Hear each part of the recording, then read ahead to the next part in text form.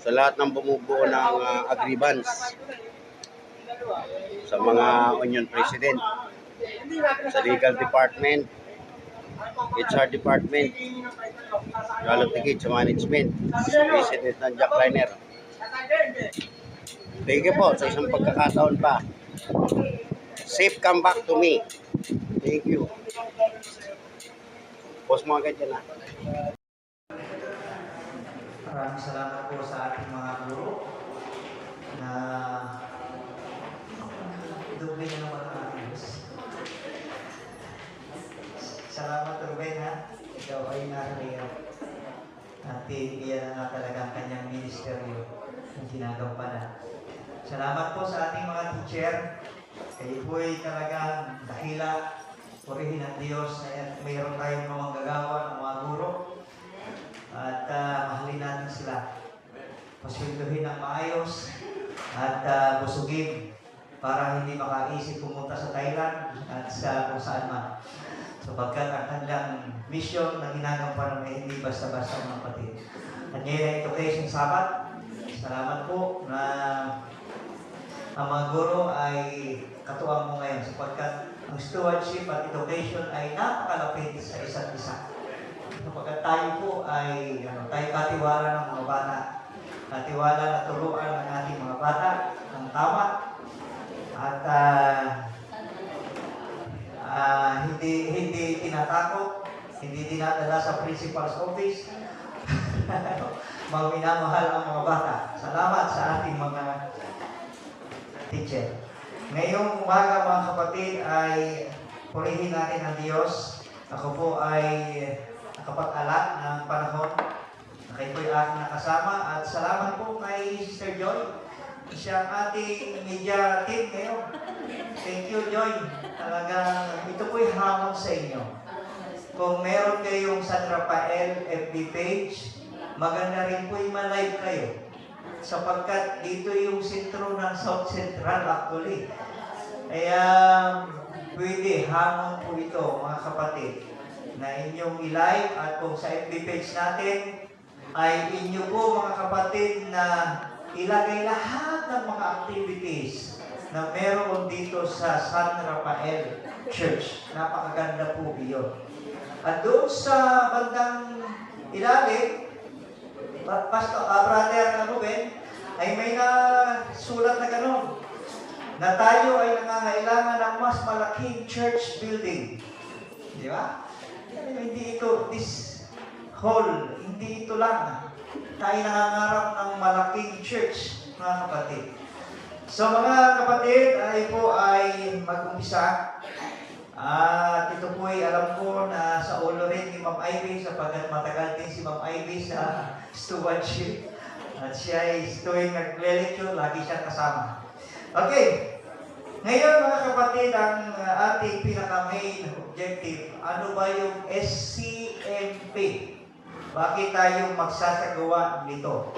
Bakit lahat ng church ay dapat magsagawa nito? Siyempre, ito yung objective, education. Hindi ko na iisa-isahin sapagkat ako'y nangamba sa ating oras. Tatay, abutin na alauna. Okay, tapos, pag hindi kayo titingin dyan, pang ilang doktrina ang stewardship?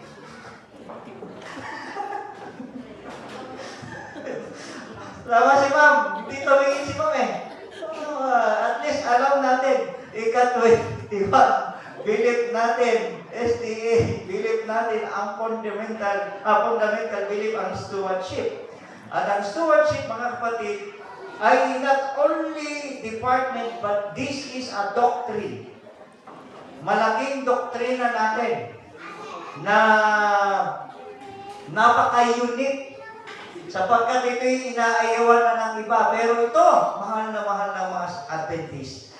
Sapagkat ito ay all about loyalty and love to God. At hindi pwedeng mawala ito. May 4 lang. Yung gusto kong sabihin, hindi ko na ito isa-isahin. Ang purpose nito sa SDA, sa ayon sa fundamental belief, tinuturuan tayo na ang tao ay katiwala ng Diyos. Yan ang una. Ang pangalawa, itinuturo sa atin ang pagiging katiwala ng sakop ng pagiging katiwala. Buong buhay natin, mga kapatid. Ultimong, bago tayo matulog, that is stewardship. Ha? Ultimong magpakasal, that is stewardship. Lahat, bago kumain, that is stewardship. Anong kinakain mo? Ito ba'y may kaliskis, may paligpig, mayroong hati ang paa, mamumuya? Ito ba'y may gulay? That is stewardship. Everything is stewardship. And then, ang ikatlo, stewardship ay, ito po ay nagsasabi na ang Diyos ang may lalang ng lahat ng bagay. Siya ang creator. At ibinabalik tayo sa original. At kung alam natin ang stewardship, hindi tayo maniniwala na tayo galing sa unggoy. Alam nyo, napakaganda ng itinuturo ng ating mga guro sa ating mga eskwelahan. Hindi tinuturo na tayo galing sa unggoy. Hindi tinuturo. Ako po'y galing sa public school. Aba, ano ang aming textbook yung aking binuksan, lalo na sa, ano ba yun? Sibika at kultura. Sibika nga ba yun? Sabi doon long time ago, ay galing may sumabog na mukhang tungaw, tapos biglang bumanya ganyan. Tapos biglang lumaki, galing tapos naging tao. So hindi yun ang itinuturo. At yun po ang natin tayo bounded o binded sa Ten Commandments, sa character ng Panginoon. At ang ikaapat, ang stewardship is a privilege. Sa dami ng tao, tayo po ang pinagkatiwalaan ng Panginoon. At yung mga umayaw, ayaw nilang hindi sila pinagkatiwalaan. Inangkin ang pagmamayari ng Panginoon. So, ang mission ay apat din lang. Hindi ko na, inyo lang tingnan yan. Ang una, ipakilala sa atin ang pagkapanginoon ni Kristo. Yan ang una ha. Ngayon, gaano natin kakilala si Kristo? Gaano natin kakilala si Kristo? So, masusukan natin kung gaano natin kakilala si Kristo. Ang ikalawa, ito ay i-integrate ang gospel, ang mabuting balita sa ating lifestyle. Ang tanong ko sa atin, tayo ba'y ligtas na? Ha? Yes! Sasabihin mo iba, depende. parang wala tayo. Parang hindi natin alam kung tayo ligtas na. Ako yung message na tanong. Sabi sa akin, Pastor, ikaw ba'y ligtas na? Pastor din ng born again. Pastor, ligtas ka na ba? Ay, oo! Ligtas ako! Ay, sabi nila sa inyo, ang inyong kaligtasan nawawala kami. Lagi kami ligtas. Bakit? Lagi kayong ligtas. Mga kapatid, ang tinuturo sa atin dito, ang buhay ng ligtas ay ang lifestyle, ay ang buhay niya ay taong iniligtas. Ang lifestyle niya ay taong iniligtas. Di ba? Hindi tayo namumuhay, Brother Paul, na sumusunod para maligtas. Tayo ligtas na. Kaya ang buhay natin ay pangligtas na. Di ba?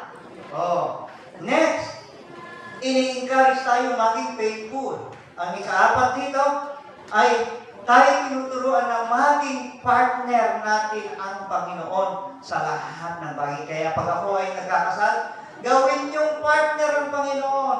Lagay niyo sa sentro ang Panginoon. Kapag nasa sentro ang Panginoon, kung hindi magkaroon man kayo na hindi pagkakaunawaan, ang referee pala natin ay Panginoon. So, sinong hindi mahihiya? Next, ang tema natin ay put God first. Unahin lagi natin ang Panginoon sa lahat ng bagay. Pastor Jun, bakit tayo narito sa simbahan? Bakit tayo sumasampa? Pwede naman. Ang sarap-sarap, alam nyo, nararamdaman nyo pa ba pag araw ng Sabado ay iba ang araw ng Sabado? Pakiramdam natin yan. Iba yung Lunes, Martes, iba talaga. Pag Sabado talagang very peaceful. Kaya, depende rin sa inyo. Kasi kapag ang Sabado yung ating cellphone ay nag-shift parang another, ano na naman yan, another day yan. Ano, parang nung kami ay naroon ako ay laki sa Sariaya, mga kapatid. At doon sa Sariaya, marami pang puno. Parang dito, malamig din. At tuwing Sabado, talagang tititwitan ang mga ibon. Nagkakantahan ang mga ibon. Di ba? Ganun sa probinsya. Hindi ko lang alam kayo ngayon o tayo ngayon. Siguro ang ibon ay umuubo na lang kasi very mausok na ang kapaligiran. Kaya hindi na siguro maawit. Ang vision natin ay ang mga tao na inuuna lagi ang Diyos. At ang stewardship philosophy ay my own in response to God's all. Okay. Aming natuklasan, ang sabi, ang malungkot na katotohanan na marami ang naturuan ng stewardship, pero hindi nagpa-practice ng faithful. Ang malaking challenge ay baka mayroon din sa ating kalagitnaan dito, worker or membro o kahit ano, nahihirapan o naiilang mag-advocate o mag-educate ng Christian stewardship dahil hindi rin tayo practicing stewardship educators. Yan ang mga kapatid. Mahirap magsabi siguro na, hoy, mag-exercise ka. Pero ikaw mismo hindi ka nag-exercise. Diba? Mahirap magsabi, alam mo ba, ang ating original na pagkain ay, ano yan? Fruits, grain, nuts, and lapu-lapu.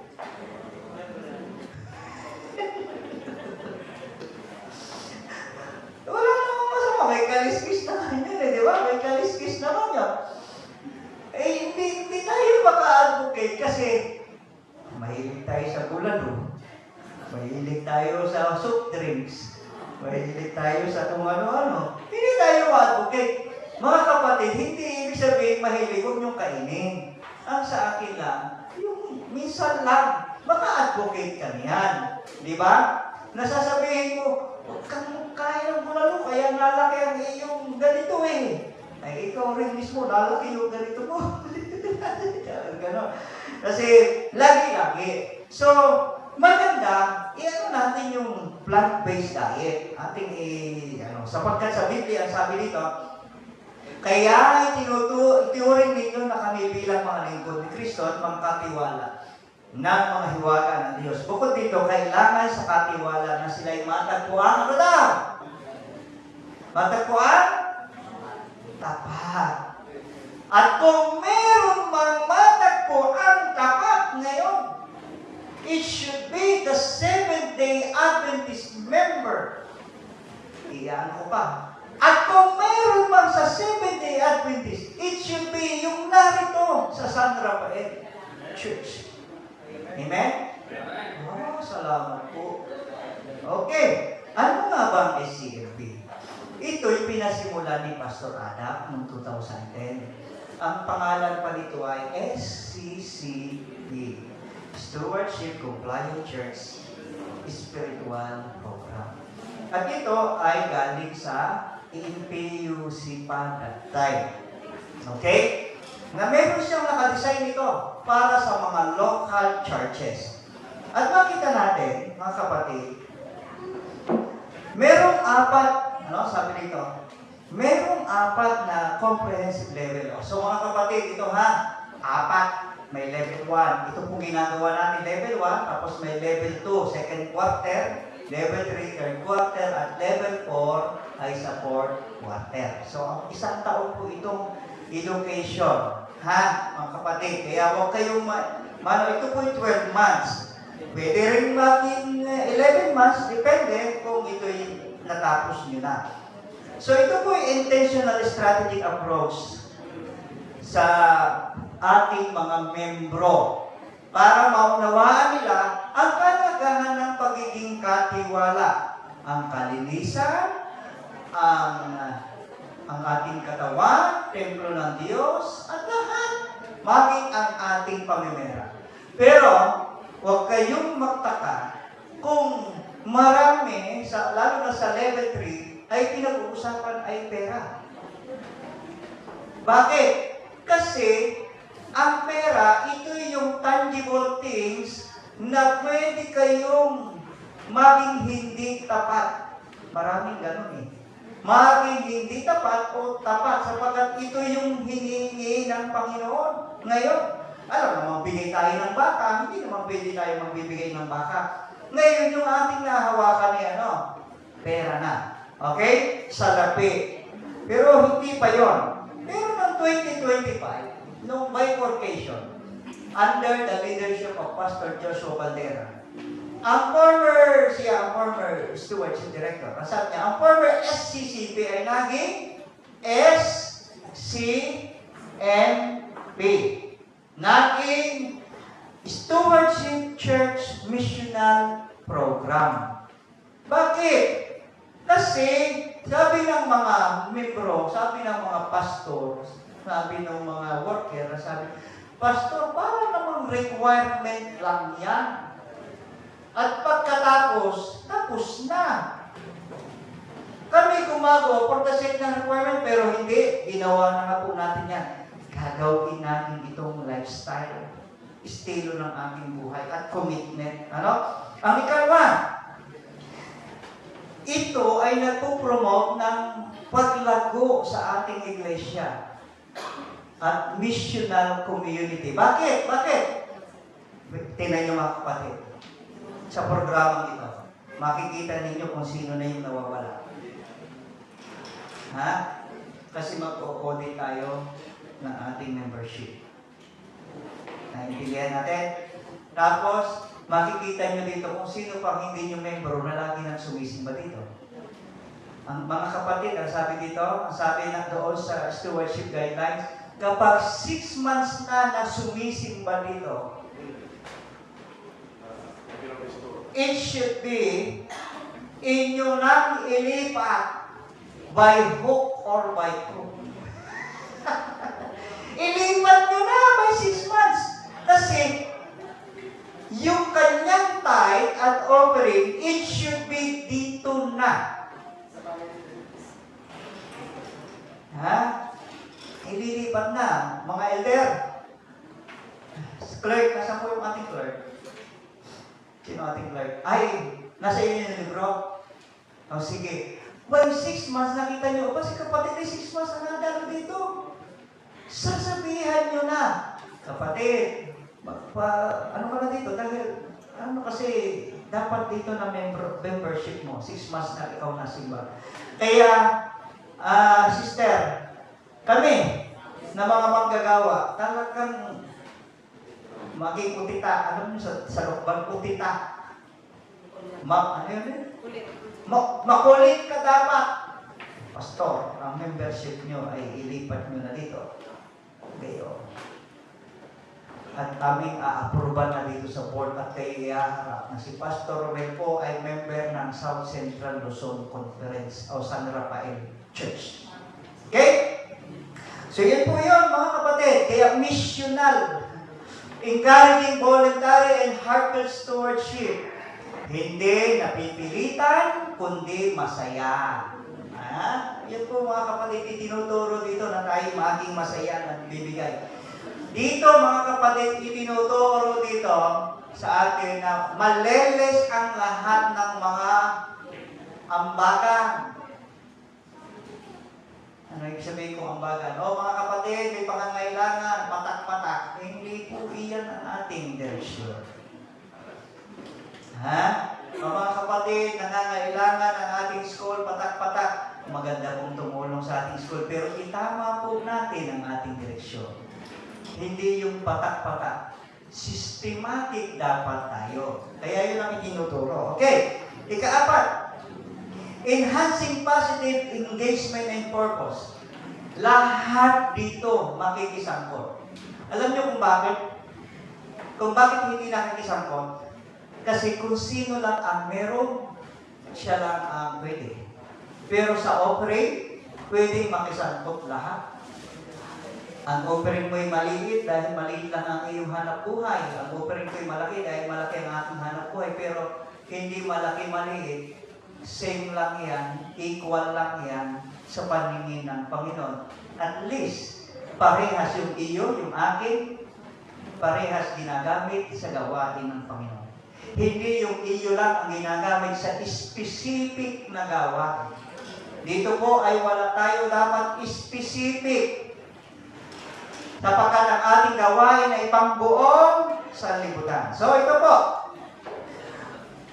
nag-emphasize ng Lordship ni Jesus Christ. Ito po ang ating gawain, enhance ng integration. Sabi ko nito kanina, mga kapatid, ayaw ko nang ulitin. Ito ang ating gawain. Now, ang ating principle, whenever there's life in the church, there is increase and growth. Ako po'y naniniwala na kapag buhay ang ating iglesia, walang problema ang paglago natin. Paano mo nasabing buhay? May activity po kayo.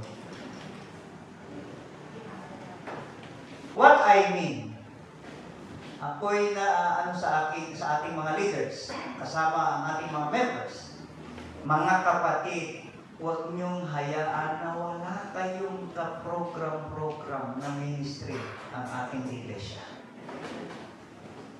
Pastor, wala pong budget. Ay, itatama nga natin yung budget. Kung bakit, alam niyo mga kapatid, ako nalulungkot minsan.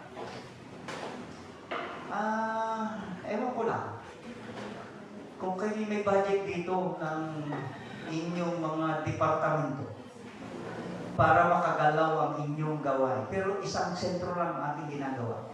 Kasi kung hindi kayo, kung wala kayong budget, abay, wala tayo, mga kapatid. Hindi tayo masasabing buhay na iglesia. Okay? So, ito po, dito, sige, ito na ang aking, yung isa, tika mga kapatid. Wait lang ha. Akin pong kuhanin itong phase 1. Ito po. Dito na tayo ha, sa pre-evaluation. Ito po ang inyong sasagutan sa pre-evaluation, mga kapatid. At ibibigay ko na kay Pastor Jumel. Uy, bakit kayo? Dapat extend,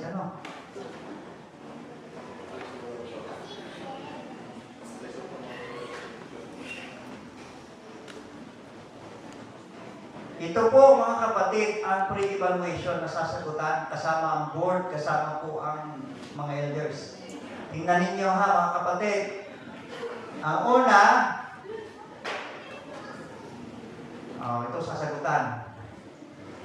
Number of attending members. Yan. Clerk, bibilangin niyo po simula ngayon. Hindi. Bibilangin inyo po. Mayroon po kayong, sorry, Joy ha, sorry ako. May media ka pala. Sorry. Joy, Ma'am Clerk, Ma'am Sis, kasulong ang inyong iisipin ngayon, kung may record kayo talaga, ilan ang dumadalo nung nakaraang taon? Ilan? Ilan ang dumadalo nung nakaraang taon? Iyong bibilangin. So ngayon,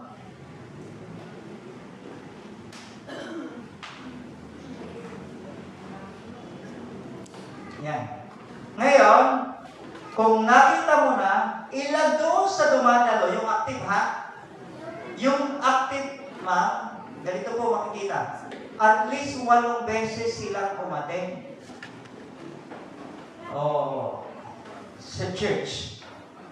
Okay? That is active.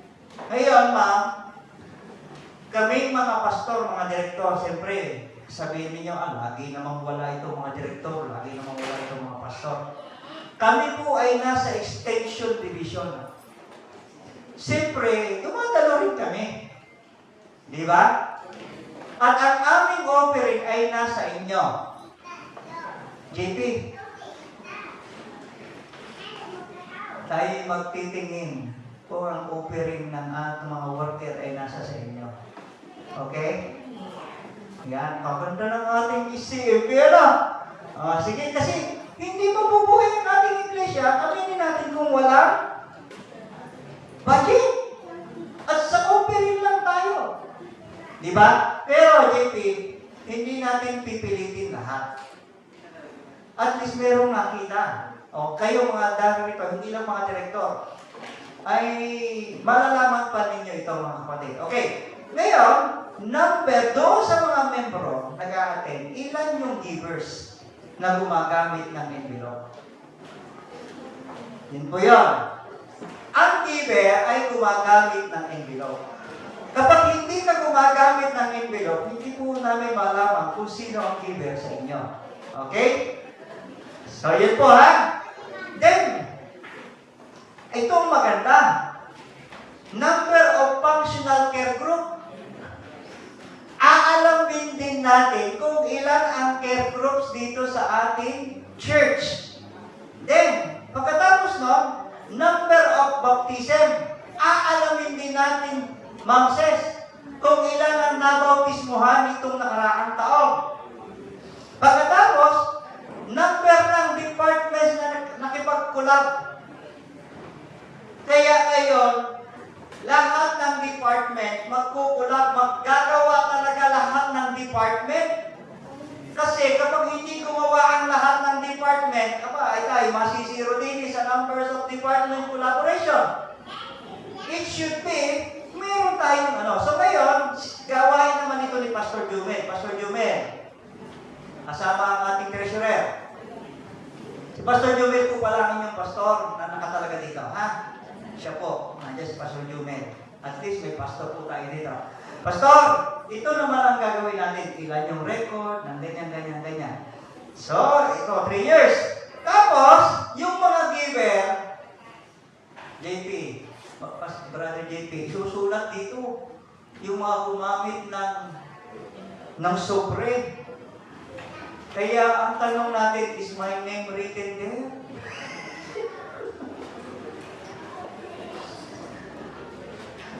Ang aking pong pangalan ay nakasulat dyan. Kasi kapag hindi nakasulat dyan, ang pastor, si Pastor Sherwin, pupuntahan naman kayo. Huwag kayong magulat, ha? Ipapanalangin kayo. Hindi, pero kung sanay na kayo na ang pastor ay nagdadalaw, hindi nyo halata yun. Ang problema, kung hindi nagdalaw, edi halatang-halata. Ngayon. So, yun po yun. Kaya kasama ni Pastor Jumel. Yan po yan, mga kapatid. Okay. So, tapos na tayo dyan. At dito na tayo ulit. So, yan. At yan, ito po yung file. At pag kayo'y nakarating, nakaabot, ito po yan. Ha?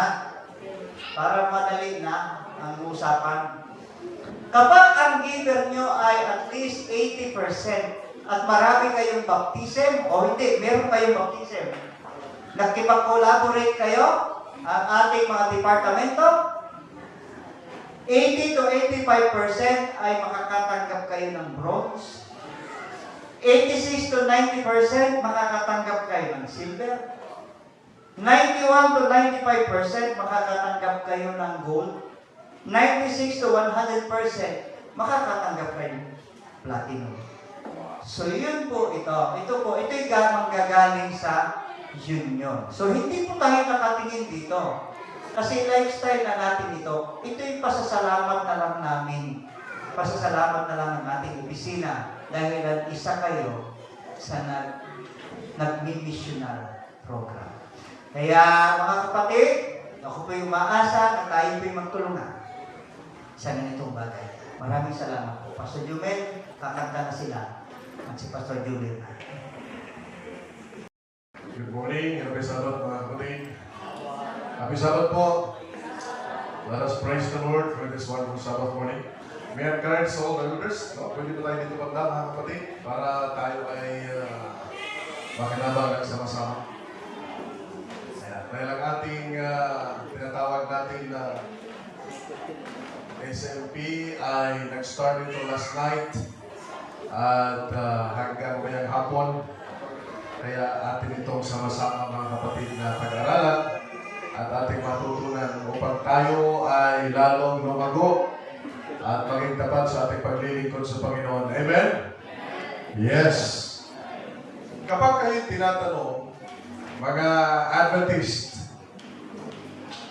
pag tinatanong kayo tungkol kay Jesus, halimbawa, kilala niyo ba si Jesus? For example, ay you encounter somebody na hindi nila alam na Adventist ka, tapos tinanong ka, kilala mo ba si Jesus? What would be your answer? Hello? Pwede mo kayong sumunod. Kilala niyo ba si Jesus? Wow. Parang iba duda pa. Sino ba si Jesus? Yung bahay namin. Pagka kayo ay nananalangin sa ating Panginoong Jesus, paano nyo in-address? Ano tawag nyo sa ating Panginoong Jesus? Sagot ba? Ha? Anong tawag natin pag nag-pray tayo o tumatawag tayo sa ating Panginoong Jesus? Ano tawag natin? Huwag po kayong mahiyang sumagot mga kapatid. Ano tawag? Ang tawag mga kapatid, Lord.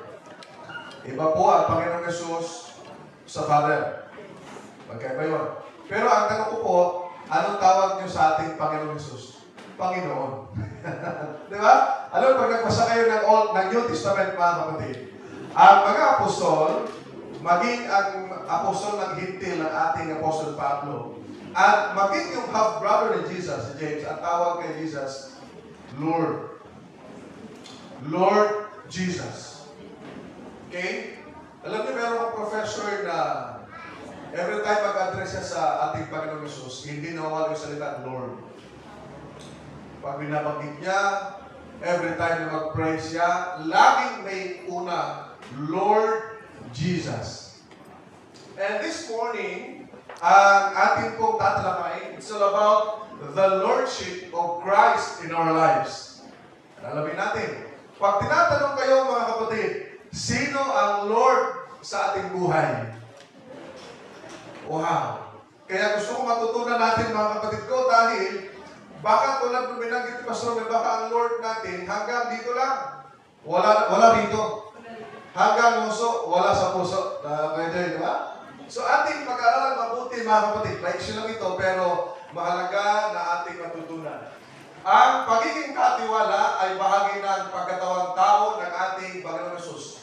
We all know na ang ating Panginoong Jesus ay nagkatawang tao. Ang tawag doon ay incarnation. Alright? Nagkatawang tao. At tayo, dahil tayo ay mga likha ng Panginoon, ang tawag sa atin ay tama ang sagot, hindi katiwaldas. Magkaiba yung katiwaldas at katiwala. Si Jesus ay Panginoon at tayo ay kanyang katiwala. Hindi lamang sa ilang bagay, kundi sa lahat ng bagay na ipinagkatiwala at ipinagkaloob niya sa ating mga kamay, mga kapatid. Remember this, ano ho? Si Jesus ay Panginoon. Kaya ang tawag natin sa Kanya, Panginoong Jesus. Mga kapatid.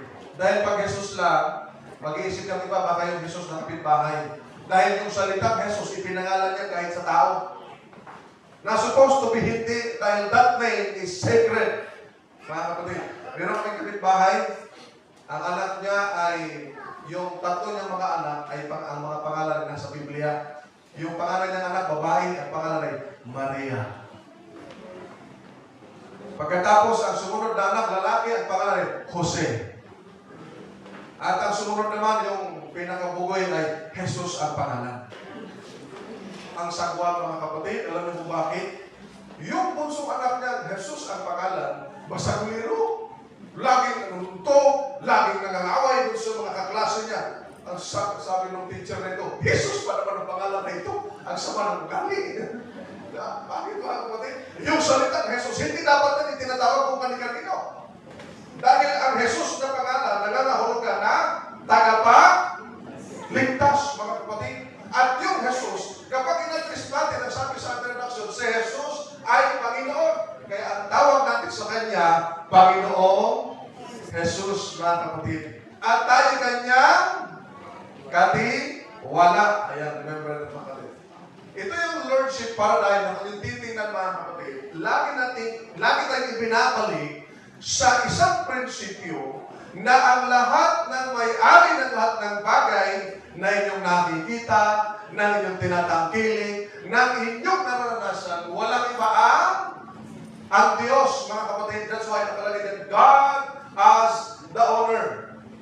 Meron nga kanta na lahat ng bagay dito sa mundo, ang may-ari ang Panginoon, maging buhay natin. Lahat ng humihinga nandito, wala akong nakita nito hindi humihinga. Lahat tayo humihinga, at lahat ng hininga na ating hinihinga ngayon, galing sa Panginoon. Amen? Yes! At lagi natin i-acknowledge sa Diyos na giver of life. Actually, ang tawag sa ating Panginoon Jesus, mga kapatid, Acts chapter 3 verse 15, ang tawag sa Kanya, may akda ng buhay. Pagka tinatanong natin sa ating sarili, sino ba may akda ng aking buhay? Ang Panginoong Jesus. So siya ang lahat, siya ang may-ari ng lahat. Kaya, ipinapakita rito mga kapatid, bilang ang Diyos ang may-ari ng lahat, dapat i-surrender natin. And we have to accept the fact, mga kapatid, na He controls everything. Siya ang may-ari, siya makapangyarihan sa lahat. He controls our life, dapat gano'n. Pagka ang Panginoon ng buhay mo, siya mga kapatid na may-ari ng lahat ng bagay, siya nagko-control, at yung pagiging tinatawag nating steward ay nagiging lifestyle tulad ng ating Panginoon Jesus. Alam niyo ba, sabi ni Mrs. White, ang pinaka-highest na main ng isang Kristiyano ay ma-attain natin ang karakter ng ating Panginoong Kristo. Remember this, mga kapatid, ha? Ano ba ang goal natin? Marami tayong mga goals sa buhay, pero alam niyo, yung pinaka-highest goal na ma-attain ng isang Kristiyano ay magkaroon ng karakter ni Kristo. Mamaya, matalakayan sa inyong sa ating lesson, mga kapatid. Ano ba? Understanding the Lordship, mga kapatid. May nagbagay na gusto kong ipakita sa inyo. Kung ating kinikilala na ang Panginoon ay Panginoon ng ating buhay, hindi lamang sa ating puso o sa ating bibig na pinaproklaim, kundi maging sa ating mga puso. Makita natin ang ating total obedience. Alright? Kanina binanggit ni Pastor Romel, ang pagsunod natin hindi para tayong maligtas, kundi ebidensya na tayo ay iniligtas, mga kapatid. Amen? Yes! At yung pagiging masunurin, hindi lang sa maliit na bagay. Kaya may nakalagay dyan una, total obedience. Alright? Ikalawa, total surrender to God. Dahil hindi mo masunod yan kung walang pagsuko, kung walang pagpapasakop. Yung surrender, total submission. Kung anong meron ka sa Panginoon, hindi mo masunod yun kung wala kang pagpasakop ng buo sa ating Panginoon, mga kapatid. At isa sa pinakamaganda gusto ko rin yung intimacy with God. No? Dito sa intimacy with God, mga kapatid, are you having an intimate relationship with the Lord?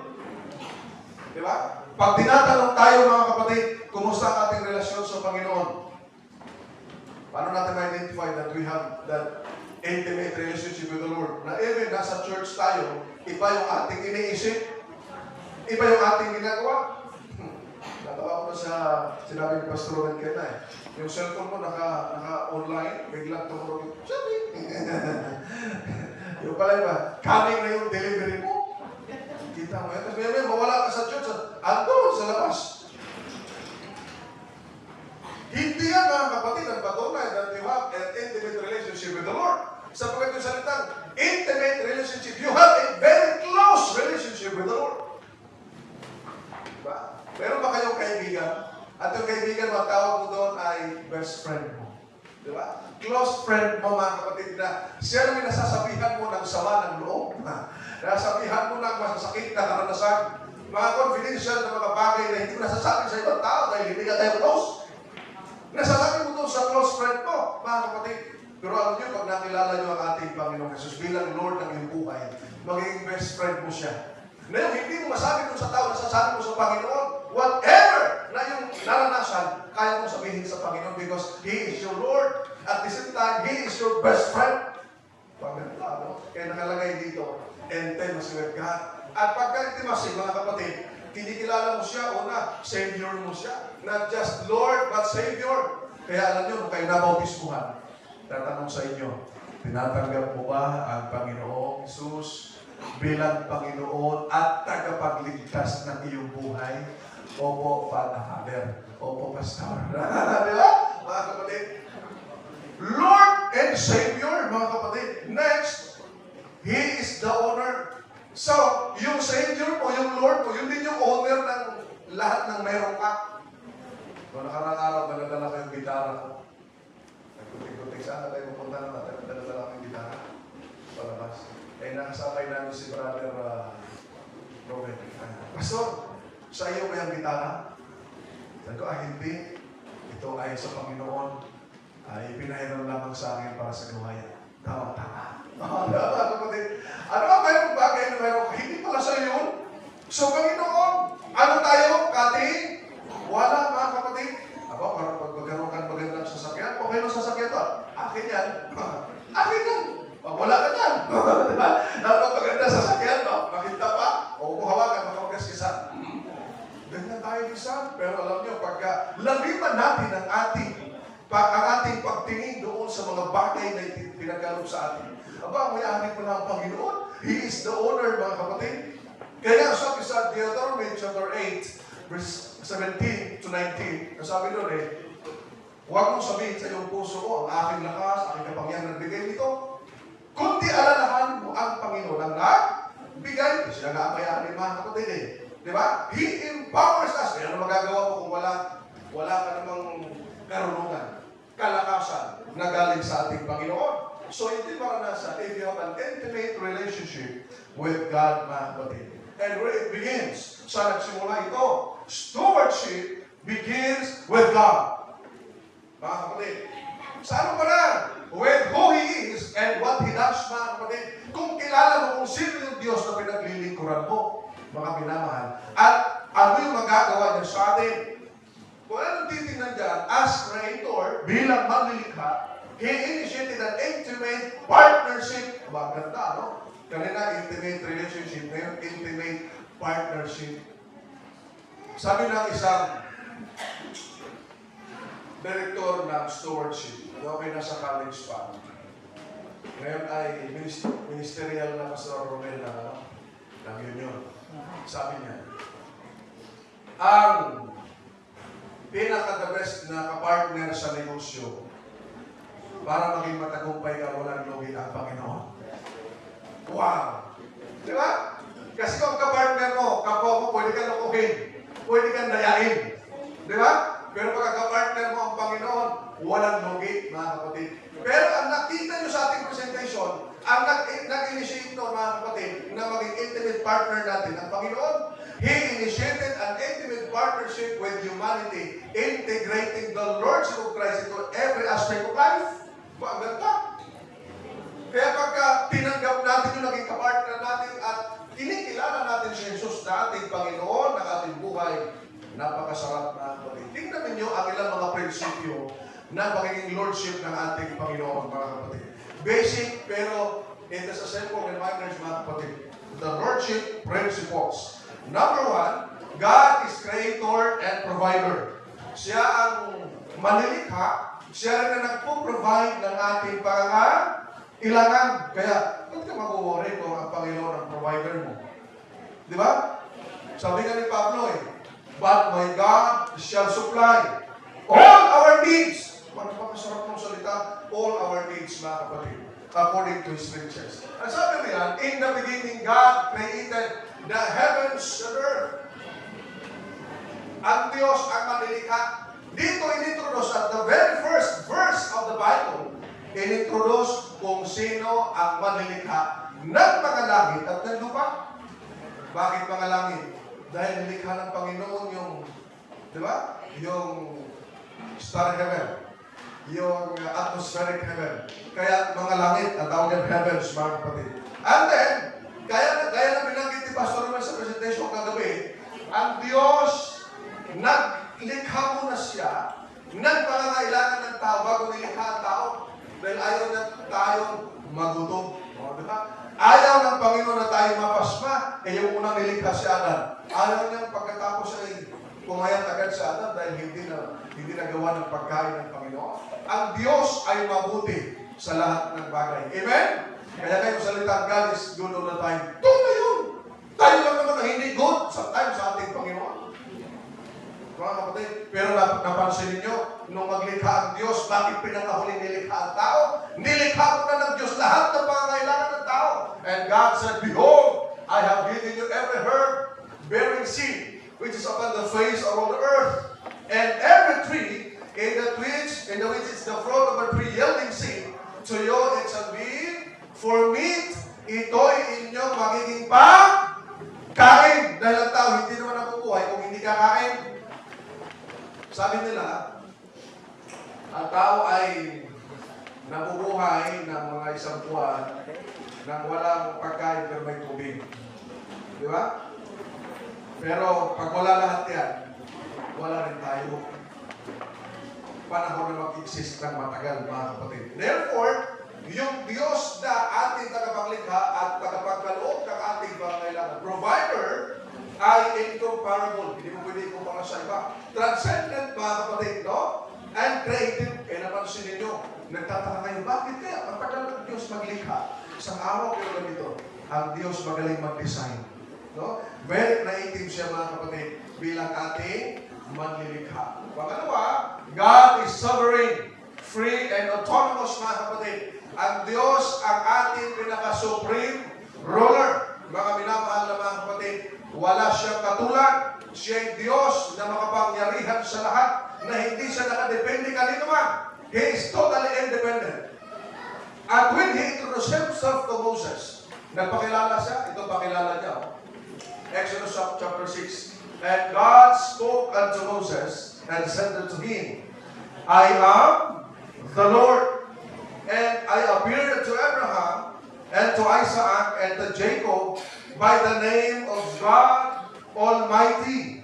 But by name Jehovah was I not known to them. Napansin niyo, mga kapatid, yung pakilala niya una doon sa kay Abraham at sa kanyang mga anak, hindi Jehovah, galing sa tetragrammaton na yun, Yod-Heh-Waw-Heh, yung 4 na letters ng Hebrew, mga kapatid. Anong pakilala ng Diyos sa kanyang sarili kay Abraham? Hello? Anong pakilala? God Almighty. Anong ibig sabihin ng God Almighty, mga kapatid? Ang ibig sabihin, Diyos na makapangyarihan sa lahat. Ang tawag niyan sa Hebrew ay El Shaddai. Ang problema ngayon, yung salita El Shaddai, pag ginamit ng isang grupo, ito yung church natin, El Shaddai. Ang founder sino yung founder nun? Mike Milande. Di ba? Ginawang pangalan ng church, hindi yung pangalan ng church. Yan yung pakilala ng Diyos sa kay Abraham kung sino siya. He is God Almighty. El Shaddai. Ibig sabihin, siya yung Diyos na makapangyarihan sa lahat. And then later on, He introduced Himself as Yod-Heh-Waw-Heh. Nang nilagyan nila ng vowel as Yahweh. And then later on, yung Yod na Y, nilagyan ng J. Kaya naging Jehovah. At yung Wow doon, nilagyan ng V. Kaya Jehovah, mga kapatid ko. Yung pangalan na ito, it's a personal ng Diyos. Ibig sabihin, yung Diyos natin pinaglilingkuran, hindi merely a power. He is a personal God na pwede mong kausapin, pwede mong masumbungan ng iyong problema, pwede ka manalangin sa Kanya. You can talk to Him anytime, anywhere. Yan yung Diyos natin. Hindi tulad ng mga Diyos-Diyosan na kailangan mo lumuhod doon at puntahan mo yung remundo. Ang Diyos natin hindi remundo. Makapangyarihan sa lahat, mga kapatid ko. Sovereign. Number 3, ang Diyos natin, Savior. Tagapagligtas. Wala pang maganda, mga kapatid. Ano ho? Despite of the sins that we have committed, mga kapatid ko, God still has given us a second chance. Siya ang tagapagligtas natin at ang kadyusan ay kasama involved sa kaligtasan, mga kapatid ko. Kung yung titignan, sa panahon ng creation, the three members of the Godhead were there. Sa panahon ng incarnation, as I have said a while ago, the three members of the Godhead were there, mga kapatid. Di ba? Nandoon ang Ama, ang Anak, at ang Espiritu Santo, maging sa baptism ni Jesus. Sa baptism ng ating Panginoong Yesus, right after His baptism, mga kapatid, yung boses sa langit nagsalita. Ano ang sabi? This is my beloved Son. Matthew chapter 3, verse 15 to 17. Ang sabi ng Ama, ito sinisinta kong anak. Pagkatapos maya-maya ay bumaba ang Holy Spirit, mga kapatid. In a form of a dove, mga minamahal. And then yung redemption. Nandun din, Luke 1:35, mga kapatid ko. So, nakita natin ang Diyos natin, hindi lamang creator, hindi lamang supreme ruler, hindi lamang siya, mga kapatid ko, owner. Siya rin ay ating Savior, tagapagligtas. Nung tayo nawalay, ang Diyos rin ang initiate. Di ba? Si Adan at si Eva, nung nagkasala, nagtago, sino naghanap sa kanila? Sino ang nag-approach? Hindi naman si Adan at si Eva, nagtago nga eh. Ang Diyos mismo, mga kapatid. He is the initiator, mga minamahal. Kaya nga, kung ating titingnan ng Matthew chapter 28, verse 19, meron din tayong pagiging steward sa katotohanan. Go ye therefore and make disciples of all nations, baptizing them in the name of the Father and the Son and the Holy Ghost, mga kapatid, or the Holy Spirit, teaching them to obey all that I have commanded you. Ang ating Panginoong Yesus, hindi lamang niya nais na maligtas tayo, kundi mga kapitbahay natin, yung ating mga kamaritisan, yung ating katrabaho, kaklase, etc. Gusto rin ng Panginoon maging tagasunod niya. At ikaw at ako, magiging instrumento sa bagay na ito, mga kapatid ko. Ano ho? Number 4, God is what? Love. Mga kapatid, alam niyo, ng mga nakaraan ay may nakita ang mga babae nagpo-post, ang sama ng loob nila, hindi nakatanggap ng bulaklak, mga kapatid. No? Dahil noong February, di ba? Sama ng loob. Meron nga isang nanay, tinanong ko, 83 years old na, eh yung asawa niya, 84. Sabi ko, nanay, nakatanggap ka na ba ng bulaklak mula kay tatay sa buong buhay niya? Sabi niya, naku pastor, kahit dahon, wala. Dahon, hindi nakatanggap. Eh, bulaklak pa. No? Sabi ng tatay, ay yung bulaklak, eh, bili na natin ng bigas. No? Partner na ng tuyo, ay makain pa. Eh, bulaklak na may nanananta. Ang problema ng mga babae, mga masyadong mga tumatawag doon, madamdamin. Pagbigyan mo ng bulaklak na medyo plastic, sabi, yung pag-ibig mo sa akin, plastic, no? Ay, pagbibigyan mo naman ng flowers na fresh naman, ay ayaw kasi natutuyo, di ba? Nalalanta, yung pag-ibig mo baka naglalantod lang. Kaya lalaki, hindi alam anong gagawin. Ang ginawa, hindi na binigyan ng bulaklak, magpupos pa, walang flowers, kahit ano, nagpaparinig. Diba? Pero alam nyo, let us always remember ang pinagmula ng love, mga kapatid. Ang Diyos, every act originates from and is based on love, mga kapatid. No? At ang evidence ng great love of God to us, yun nasa John 3:16, mga kapatid. Alam nyo, pag makita natin yung divine character of God sa ating pag-aaral, the more na manliit tayo kung gaano kadakila ang Panginoon sa ating buhay, mga kapatid. Ano ho? Sabi rin, for God so loved the world, and that word is referring to us, that He gave His only begotten Son, monogenes hoyos, mga minamahal. That whosoever believeth in Him should not perish, but have everlasting life. Wow! Can you imagine that, mga kapatid? Kaya yung kanta na dalawang beses na kanta, tunay yung una, nilikha tayo ng Panginoon. Pangalawa, tinubos niya tayo. And that's the evidence of God's redemptive love, mga kapatid. Ano? Kaya nga, yung isang tao, pag hindi marunong umibig, hindi nakakilala sa Diyos yan. Dahil ang Diyos ay pag-ibig, mga kapatid. Minsan na ako nagtataka, ang itinuturo sa mga bata doon sa 1 John 4:8, God is love. Hindi lang yung nakasulat doon. Hindi nakasulat doon, mga kapatid. Diba? Sa verse 7, Beloved, let us love one another. Napansin nyo, nakalagay, let us love one another. Hindi sinabi yan, let us love another one. Padalikado yun. Magiging kapit ang isa doon. Diba? Pag let us love another one another. And then, for love is of God. And everyone that loveth is born of God and knoweth God. Diba? And sabi niya, he that loveth not knowing of God, o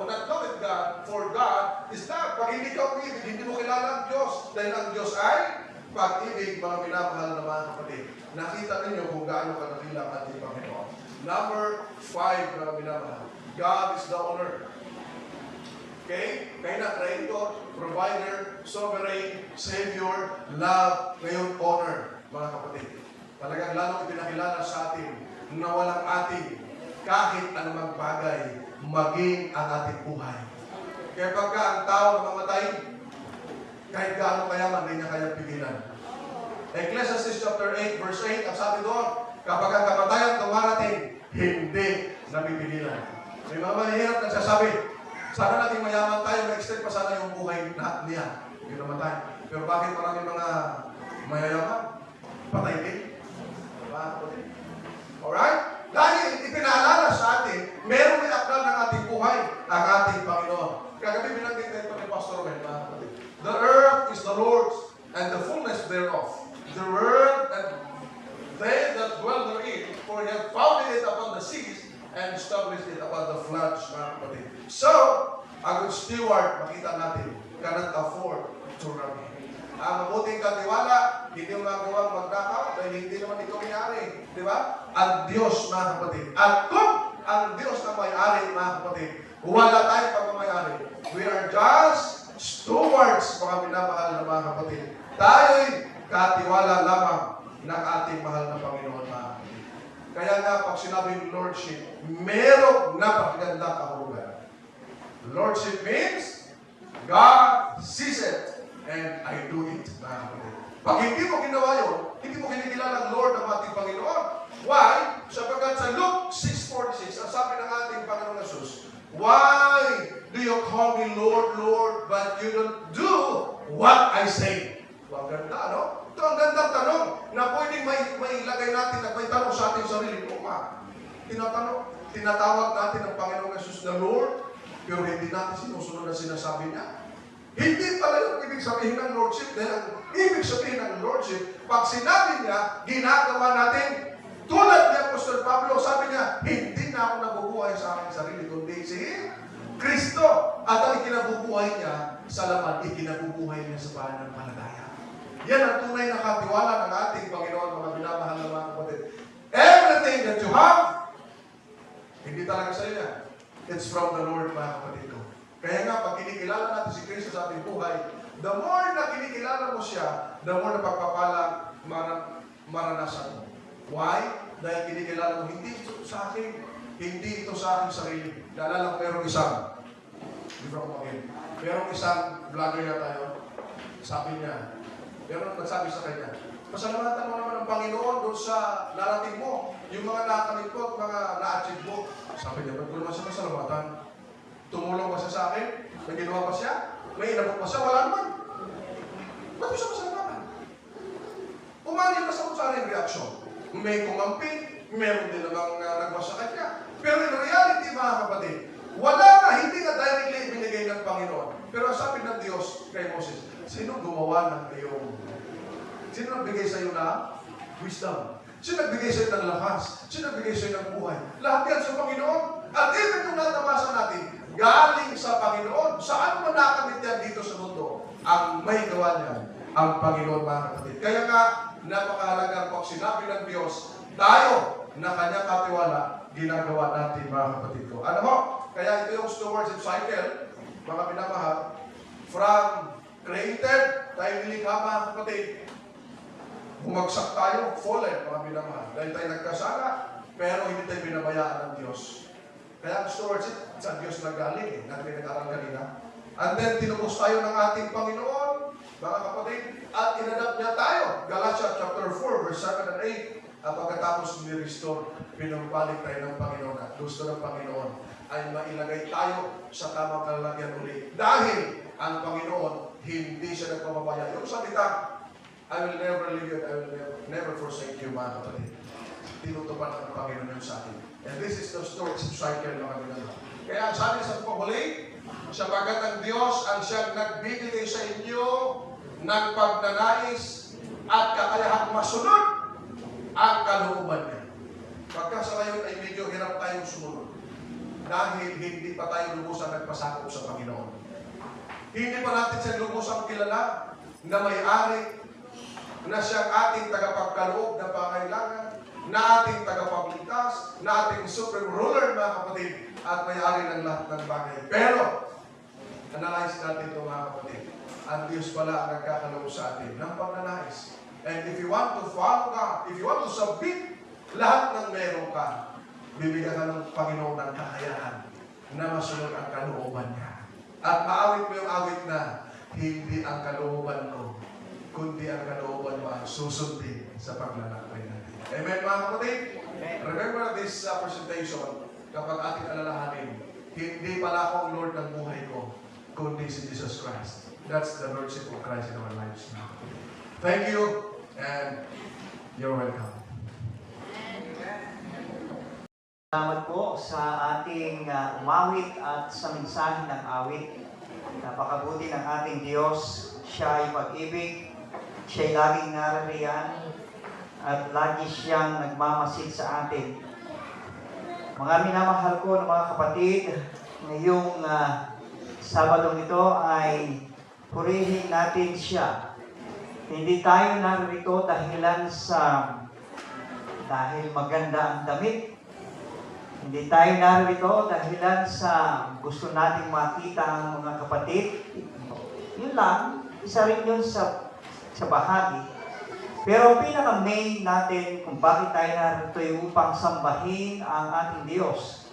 Ating katagpuin siya, na siyang naglalang sa atin, na wala tayong magagawa. Mga kapatid, this is my first time to talk ng second service sa bulwagan ito. At ako'y natutuwa. Makalipas ang isang taon ay ako'y nagkaroon ng pagkakataon, Brother Joy. Salamat sa inyo, mga kapatid. At ito po ang ating ginagawa ay dahilan sa ito ay tungkulin ng ating Panginoon. Tungkulin na ito'y ginawad sa inyong lingkod upang kayo'y bigyan ng mga aral, i-educate. Kaya napakahalaga po ng kalagayan ito. Kaya mga kapatid ay ngayong February, hindi naman tayo nakikiselebrate, ay puso ang pinag-uusapan. Kaya dadalhin ko rin kayo sa puso. Ang puso ng pagiging katiwala. At nabanggit kanina na napaka dami ang nag-celebrate ng puso nung nakaraan. Kami po ay nasa Pulilio that time, February 14, at sobrang ulan. Kaya wala na siguro yung puso ay naging puso-puso na lang siguro sapagkat sobrang ulan ng ulan. Okay, may trend pala yun. Sige. Kala ko may trend na nadaan kasi ito yung umaga. May trend. Okay. Sige po. So mga kapatid, ako po'y nangangamba sapagkat binanggit ng ating elder kanina. Tayo po'y matatapos ng 11:30. Abay talaga. Tatapusin ko dapat ito ng 11:30. At mga kapatid, ang puso ng pagiging steward. Kapag nakita nyo itong larawan na ito, anong nakita nyo? Anong inyong iniisip, mga kapatid? Anong inyong napansin? Ha? Na-collapse. Ano yung inyong bang ibang napapansin, mga kapatid? Siguro yung iba, ang napansin ay yung usok. Siguro yung iba'y sinabi, isang barko yan na parang lulubog. Di ba? Dito kaya, ano inyong napukaw ang inyong focus sa inyong mata, ang inyong isipan? Ako, ang aking nakita dyan yung basura. Nakita niyo yung basura? Oo, basta yun ang aking nakita. Ewan ko kung anong nakita niyo dyan, mga kapatid. Nag-landslide, okay. Pero nakita ko dyan, merong basura na naroon sa may bintana. Iba't iba yung ating perception, di ba? Iba't iba yung ating pananaw. At kung iba ang mag-interpret niya, ay iba rin sa pananaw mo. Pwede kayong magkagaya o pwede tayong magkaiba. Pwedeng mayroong nagtatalo, pwedeng hindi kayong magtalo. Pwede sinabi ni Pastor Jubel na yan ay nag-landslide. Okay? Well, mga kapatid, ang stewardship from God's perspective, mula sa pananaw ng Diyos, ano ang puso? Ang pundasyon ng pagiging katiwala? Ito ba ay pera o oras o talento o kayamanan? Siguro kung kayo tatanungin ko, ano ang malimit, ano ang gusto nyo maintindihan at anong gusto nyong focus sa inyong pananaw ng stewardship, ng pagiging katiwala? Siguro yung iba rin, sabi nung iba, stewardship ay tight yan. Yan ay offering. So yun lagi ang iniisip. Alam nyo, nung ako'y mag-aaral sa AUP, sabi sa akin ng mga kamag-anak ko, bakit yan magpapastor? Ha? Bakit po? Ikaw ang pinakamahirap sa inyo. Ikaw yung masamaing bahay. Bakit ka magpapastor?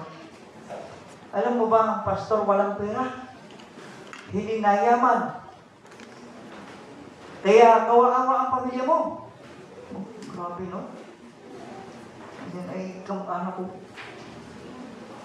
Tapos sabi ko, ano naman po masama sa pagpapastor? Hindi ka uunlad. Alam nyo, from the perspective ng marami, ang pagpapastor hindi umuunlad. Di ba? At meron din na, nung ako'y naging pastor, nung kami naging pastor, kahit walang pera, mukhang may pera. Diba? Pero mong magsusuot ka ng ganito. Ako'y misay pumuntang palengke, hindi naman ganito. Yung medyo, naman. Sabi sa akin, sir, bili ka na po. Pagtapat kayo, magkano po yan? 450 po. Sabi nung sir, kanina na 250 lang yan.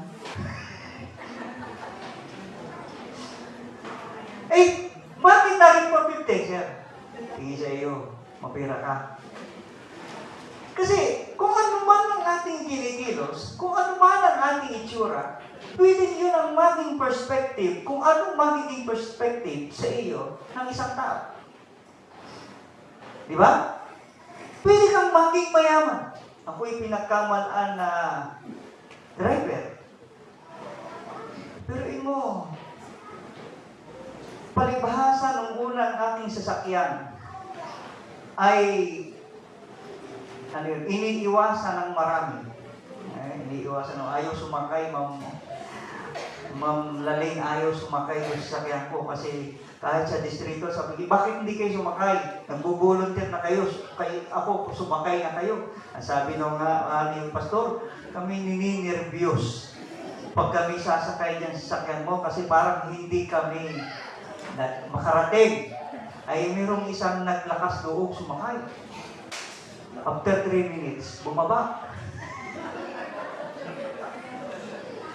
Sabi ko, kapatid, malapit na. Ito na lang at yung may puno kung makikita. Yun yung may puno na yun. Ito na lang at yun na lang. Bumaba ka ba? Pastor, parang hindi man tayo makakarating. Lalakad na lang ako. So, sumakay ako doon. At pagkatapos noon, mga kapatid, ay ako'y magkakasal. Pagbaba ko, ako'y naka-t-shirt, nakatingin. Pero mo ang kasalan ay sa Tagaytay. Napakaganda ng kasalan sa Tagaytay. Ako ang magkakasal. Dumating ang sasakyan ko doon sa sa mga magagandang sasakyan. Kasi talagang yung grande yung kasalan. Bawal, kita ko talaga bawal yung katulad ng aking sasakyan. Kita ko talaga mga Fortuner, pagkakaganda talaga. Tapos maya-may nag-alisan yung mga katabi ko. Nag-alisan. Ako'y bumaba. Hindi ako papasukin. Sabi sa akin, sir, bawal pa pumasok. Ay, ano ba yung tingin sa akin? Ay mamaya may sinabi ko yung lamesa na yun ay inyong ayusin hay. Ayaw ko lang ganun. Sabi niya, sir, mamaya po pagdating ng pare. Pagdating po ng pare, sir, saka po, pero ikaw po, huwag ka po muna pumasok, hindi ka po muna. Ay, di ako nalulumbay. Maya may naisipan ko magsuot ng ganito. At bumaba ulit ako same na sa sasakyan. Pagbaba ko na ganyan, sabi sa akin, nakatingin sa paa, hanggang ulo, hanggang, sino ka po ba? Ako ang magkakasal. Ay, papasukin niyo si sir, papasukin niyo si sir. Ay, mga alam niyo mga kapatid, ang tao ay iba't iba ang perspective. Pwedeng tingnan ka sa ulo hanggang paa. Kaya sabi ko, tayong mga elders, tayong mga leaders, kapag tayo ay lumalabas, it should be tayo kagalang-galang. It should be tayo parang kikilalanin na tayo mga anak ng Diyos, mga kapatid. Ngayon, ang sabi dito, ang perspective ng Diyos ay ito. Sabi sa Biblia, hindi ko ito sinasabi bilang isang utos, kundi sinusubo ko ang katapatan ng inyong pag-ibig sa pamamagitan ng kasipagan ng iba. Sapagkat nalalaman ninyo ang biyaya ng ating Panginoong Hesus Kristo, nagaman siya'y mayaman, bagaman siya'y mayaman, gayon may nagpakadukha. Siya, alang-alang sa inyo, upang sa pamamagitan ng kanyang karukaan ay maging mayaman kayo. Sa stewardship, mga kapatid, hindi pinag-uusapan dito kung ano ang meron ka. Hindi pinag-uusapan dito kung anong pagkakilala sa'yo. Hindi pinag-uusapan dito, mga kapatid, sapagkat tayo, we are steward. Hindi pinag-uusapan dito kung ano ang pinag-aralan mo. Sapagkat hindi ka pwedeng magiging priority kung ikaw ay doctorate lang. Hindi ka pwedeng magiging priority kung ikaw ay nakagraduate. Pero sa stewardship, mga kapatid, dito pinag-usapan. Ang sabi niya, ay gusto kong itest ang iyong pag-ibig. Paano mo nasabing mahal mo? Nakagaya ng pagmamahal ng Panginoong Hesus. Sa stewardship, ang sentro ng pinag-uusapan is love, pag-ibig. Di ba napakadami nating pinag-uusapan ng ganyan, mga kapatid? Tuwing Sabado, lagi nating narinig, ibigin natin ang ating kapwa, ating mahalin ang lahat ng mga mahirap, ating silang yakapin, ating silang. Yan ang gusto ng Panginoon. At yan ang basihan ng stewardship ay ang pag-ibig. Tingnan niyo ang sinabi ng Panginoon, napakaganda. Sabi ng Panginoon, siya'y nagpakarukha. Kung ikaw ay may pag-ibig, nasa iyo ang pagpapakumbaba. Hindi ka pwedeng maging katiwala kung hindi ka marunong magpakumbaba. Alam nyo, minsan napakasarap pumasok, napakabait. Alam nyo sa Jollibee? Napansin ko, nakiihi ka lang, ang gwardiya napakabait. Papasok ka sa Jollibee, sabihin, welcome po, welcome. Umihi-ihi ka na kung ano-anong ginawa mo doon sa CR. Pagkatapos lumabas ka, hindi ka nga bumili paglabas mo. Thank you po. Sabi ko, napakabait naman. Pag ganito sana lahat, sana all.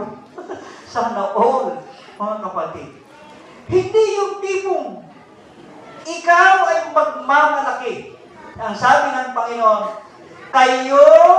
ako'y nagpakumbaba, ako'y namatay, ako'y nagpakadukha, alang-alang sa inyo, upang sa pamamagitan ng kanyang karukhaan, tayo'y maging mayaman. Sa ngayon sa Smithsonian, 100 most significant Americans of all time, sino po ang inyong naaalala na siya ay significant na tao sa Amerika? Meron po ba kayong naalala? May kilala kayo? Huwag niyong sabihin si Pastor Romel, di ako kasali dyan.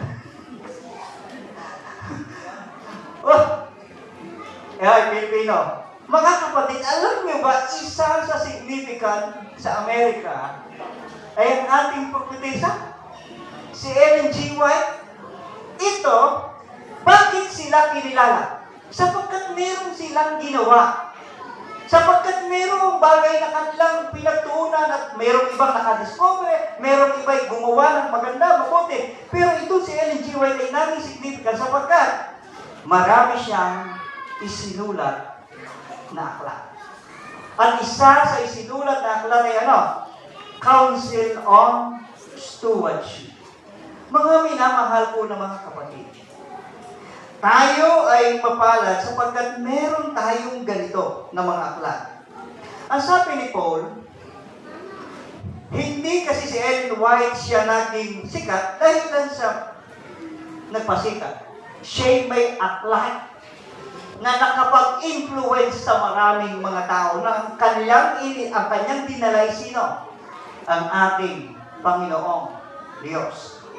Sinikap ni Pablo na bunutin ang halaman sa pagkamakasarili mula sa puso ng kanyang mga kapatid. Yun yung talata kanina. Sapagkat ang karakter ay hindi maaaring maging ganap kay Kristo kapag ang pag-ibig sa sarili at kasakiman ay nananatili. Ang pag-ibig ni Kristo sa kanilang mga puso ay siyang mag-uudyok sa kanila na tulungan ang kanilang mga kapatid sa kanilang mga pangangailangan. So mga minamahal ko ng mga kapatid, ang gusto ni San Pablo doon sa talata ngayon ay alisin yung bagay ng pagmamapuri, pagmamataas. Ang gusto niya doon ay ilagay kung ano ang ginawa ng ating Panginoong Hesus. At ang sabi ni Ellen White, sa kanyang walang hanggang pag-ibig, ipinagkaloob niya sa mga tao ang pribilehiyo na maging kabahagi ng banal na kalikasan at sa kanilang sariling pamaraan at o na magpakalat ng pagpapala sa kanilang kapwa-tao. So lagi natin naririnig, tapat na katiwala, daluyan ng pagpapala. Mga minamahal ko ng mga kapatid, yan ang gusto ng Panginoon sa atin. Na matapos nating matanggap ang ating Panginoong Hesus, ay tingnan natin siya na hindi niya tiningnan ang kanyang sarili na siya'y Diyos. Siya'y hindi nagmalaki. Siya'y hindi nagpapuri. Kundi ibinigay niya ang lahat. Nagpakarukha siya para tayo'y maging mayaman. At kung ganyan ang ugali ng mga anak ng Diyos, di sinsana'y walang magiging problema, mga minamahal ng puti. Ang problema, ang tao'y naging makasarili. At tingnan ninyo ito, ha? Tapat na pagiging katiwala. Ang ibig sabihin nito ay pagmamahal sa Diyos at sa mga tao ng buong makakaya ko at ng buong pagkatao. Ang ganda. One time, mayroong isang pagpupulong diyan sa Parting Laguna. May lumapit sa akin, Pastor, tanda mo pa ba ako? Hindi na kita matandaan. Sino ka nga? Sabi ni Pastor, halika, ikwento ko sa iyo kung paano tayo nagkakilala. Alam mo ba, Pastor, ako yung nung nakasunugan. Ako yung nabigyan mo ng bigas. At alam mo, Pastor, ang laking bagay ng ginawa mo. Dahil doon naranasan ko ang pagmamahal ng Panginoon at hindi ako nawala ng pag-asa. Sabi ko, 1 kilo lang yun. Parang 1 kilo lang. Pero mga kapatid, ano ang bagay ang ginawa mo sa iyong kapatid? ay yun din ang iyong ginawa sa ating Panginoon, di ba? Ang sabi doon. At yung bagay na maliit ay magiging malaki sa Panginoon. Ang bagay na inaakala mo, parang hindi ka natin pagpapalat, maliit na bagay. Pero ito pala'y malaki sa Panginoon. At alam nyo, mga kapatid, ang simpleng pagpapakita ng pagmamahal sa Diyos ay yaong mga naririyan saan? Sa ating mga nasa kapaligiran at naabutan natin ng pagmamahal niya. Marahil, magaling tayo sa pagdadala. At sinasabi natin, mga kapatid, kaya mo yan. Kita mo'y kulang. At ang sasabihin natin lagi, kapatid, God will provide. Anong gagawin ng God will provide? Nakatunganga sa iyo. Di ba? And let's pray. Aba, ay maganda naman yung ginawa. Pero, yung something na pinagkalooban mo siya kung ano yung ginagawa ng Panginoon. Si Jesus, kapag ikaw ay kanyang, kapag ikaw ay kanyang nakasalamuha, mayroon talaga siyang ibibigay sa iyo. Paano kung sumabi sa iyo na God will provide at ikaw, kapatid, ang ipinrovide ng Panginoon sa akin? Maraming ganun Di ba? Hindi nararamdaman. Ipinagpipray, pero sino yung loving God?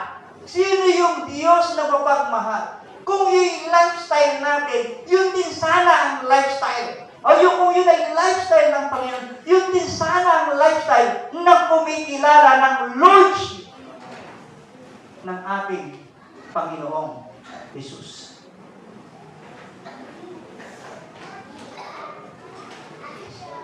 Ang pagiging katiwala ay ang paraan kung paano natin ginagamit ang lahat ng mga yaman na ipinagkatiwala ng Diyos sa ating pangangalaga upang mahalin ang Diyos at ang ating kapwa. In other words, the heart of the stewardship is not money. It's love. Mga kapatid, hindi tayo magiging tagumpay kung walang salita ang pagmamahal sa atin.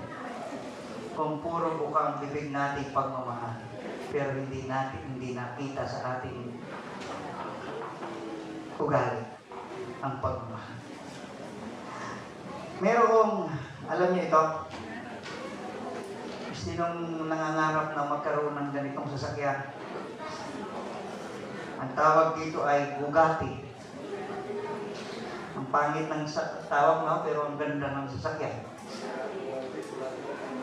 Bugatti lang ang meron tayo. Sige.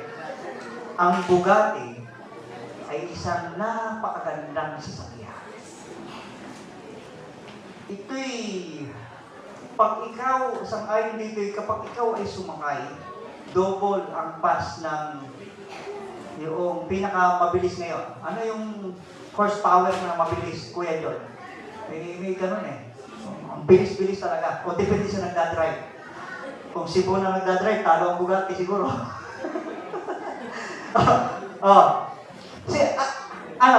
Yung pabilis. Ano daw ito? Doble o triple ang bilis ng Bugatti. Kaya kakaunti lang ang bumibili. Ang sabi dito, isang makinang may napakahusay na pagkagawa. Pinapagana ng espesyal na high-octane na gasolina. Hindi pwede dito ang 95 octane.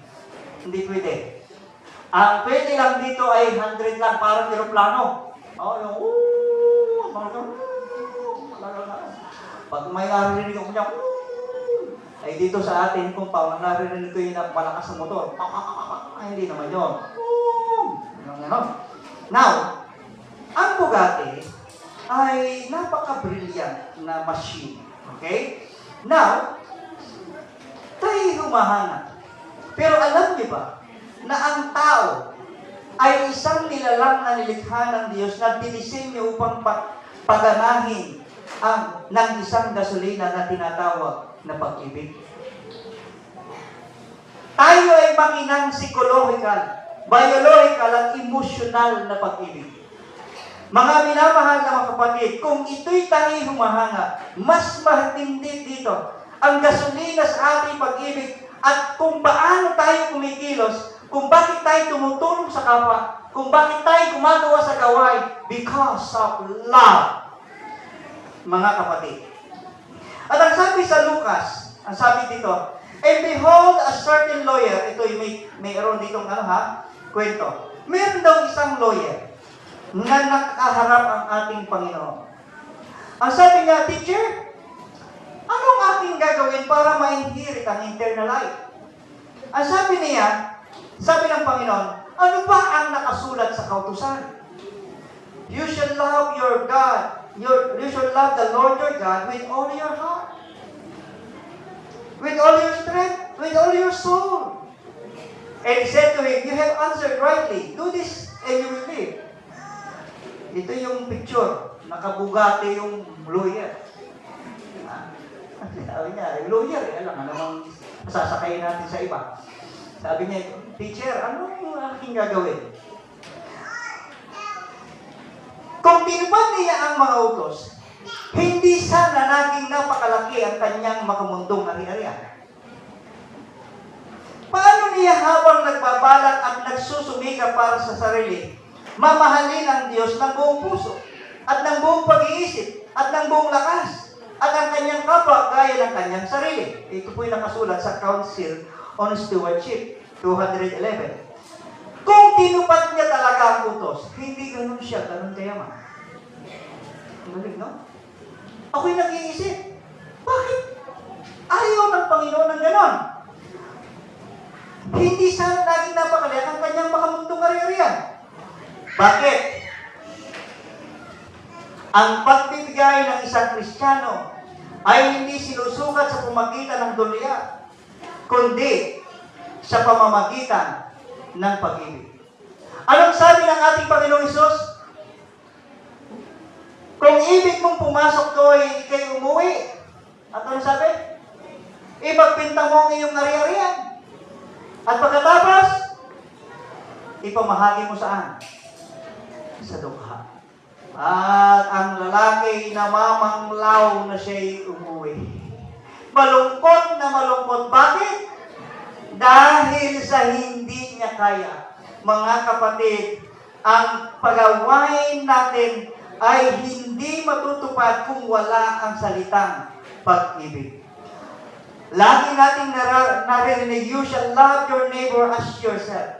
Love does no harm to a neighbor. Ibig sabihin, kapag ang iyong kapitbahay ay iyong mahal, kung mahal mo ang iyong sarili, ganun din ang pagmamahal mo sa iyong kapwa.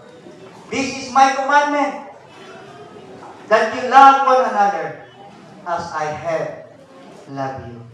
In other words, stewardship is a lifestyle of love for God and people. Yan po ang stewardship. Si Kristo ay naparito sa mundong ito upang ihayag ang pag-ibig ng Diyos. Ang kanyang mga tagasunod ay dapat ipagpatuloy ang gawain kanyang sinimulan. Tayo po'y mga asin ng sanlibutan. Ang sabi po dito, maki tayong imitators ng Diyos. Bilang tayo mga anak niya, tayo lumakad na mayroong pag-ibig sa ayon sa Epeso.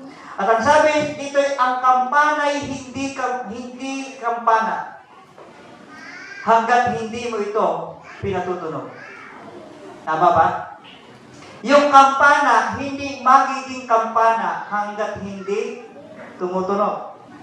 Ang awit ay hindi awit hanggat hindi mo ito inaawit.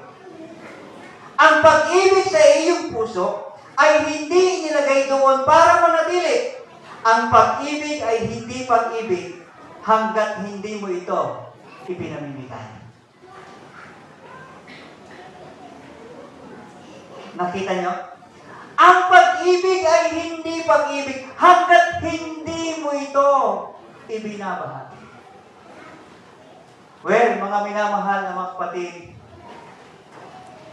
siguro sa mag-asawa ay naunawaan ninyo iyan. Sa mag-asawa, Hindi mo mararamdaman ang pag-ibig ng iyong asawa hanggat hindi kayo nag-share, hindi kayo nagtutulungan, mga kapatid. Alam nyo, ito ang problema minsan. Sabi ng aking asawa, ako naman yung i-massage. Ay, sige, massage. Sabi ko, pagkatapos mo, ako naman ha. O, nung minamassage ko, ramdam na ramdam yung pagmamahal. Sabi ko, naku, sigurado maganda ang aming tulog dito. O, massage. Maya may tulog na. Wala na akong minassage. Hindi na na-massage, wala na. Mga kapatid, yung ang love ay hindi mo mararamdaman unless na may ginawa ka.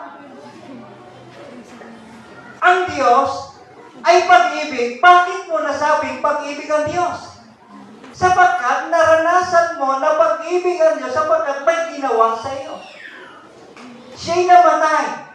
Pinagpala ka. Marami kang natatanggap. And then you said, God is love. And then how about you? Do you love God? Ang Diyos, hindi niya mararamdaman na ikay pag-ibig kung ikaw ay hindi nagbibigay man lang sa Kanya ng oras, kung hindi ka nagbibigay ng sarili mo sa Kanya, kung hindi ka nagbibigay ng offering sa Kanya.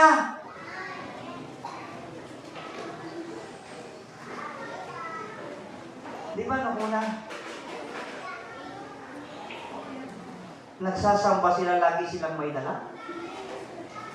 Kaya mga kapatid, ito'y pag-uusapan natin.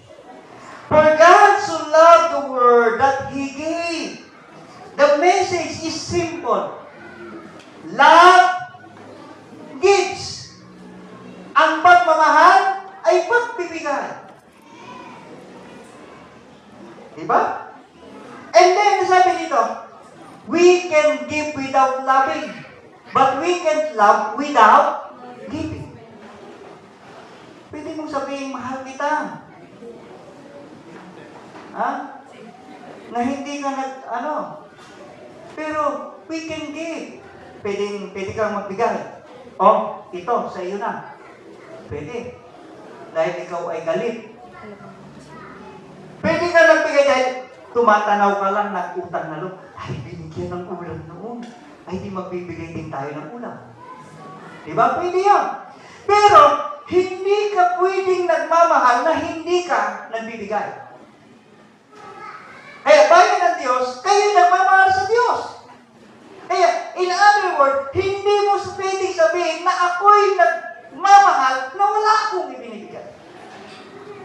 Ang sabi pa dito, when we love God, we love His people, His mission, and His church, so we give. That's what love does. We don't give to be blessed. We give because we are blessed. Because we are loved, we love. God is love, and we're created in His image, in the image of perfect love. Yan ang pinaka maganda, mga kapatid. Now, merong isang patapos na ako. May naalala lang ako ng istorya. Ang Diyos ay mapagbigay. Alam nyo, alam ng Diyos ang lahat ng ating pangangailangan. One time, ay merong mga pangyayari sa aming buhay na hindi talaga ako makapaniwala. Pero alam ko ang Diyos ay mapagpala. Balik tayo doon sa ating sinasabing sasakyan. Manganganak ang aking asawa. Parang sabi ng aming ninang at ninong, kasi kung bakit may kayo maghanap ng ganitong ninong at ninang, ha? Mapagmahal. Pastor, manganganak ang iyong asawa. Saan mo gustong manganak ang iyong asawa? Siyempre, nasa Kalamba kami, sabi ko. Sa Mamsi po, sa AMCM po. ay anong gagamitin mong sasakyan? Yung amin pong sasakyan. Ang tanong, makakarating ba ang iyong sasakyan sa AMCM? Pwede pong makarating. Dahil sana po ipanalangin natin na gabi po manganak si Mrs. Kasi kapag umaga, ay ang pulis po ang magpapaanak. Kasi walang plaka, kulurong. Ayun ko, napakagalbuti ng Panginoon. Nakarating ako sa syudad, marami akong syudad na napuntahan, kami po ay napasa sa syudad. Kapag may LTO, ay tinatago ng Panginoon yung aming sasakyan. Nakakalampas na kami, yung LTO, wala na. Yun po yun. Ngayon, ang sabi niya, Pastor, ang Diyos ay mapagmahal. Kaya ba mo na dalhin yan at ikay tutulungan? Opo, tutulungan po kami ng Panginoon. Pero, Pastor, pumunta ka dito. Pinapunta kami. Sabi sa amin, Pastor, kaya kita pinapunta dito dahil mga anak ng asawa mo. Nasa yung sasakyan mo, hindi na po namin dinala dahil syudad po ang inyo. Hindi na po kami makakarating diyan. Baka po kami hindi makarating. Pastor, iyan yung sasakyan. Tingnan mo yung sasakyan na yan. Ayan na po yan. Ipapahiram namin yan sa iyo. Eh di sa una, akala ko papahiram. Pero nung sumunod ay, pag sabi ko, nung ako'y bumanggit na, Ninang, pagkaanak po ni Mrs., isa sa uli ko po ang sasakyan. Abay, lalaki pa yung bata. Mag-aaral pa yung bata.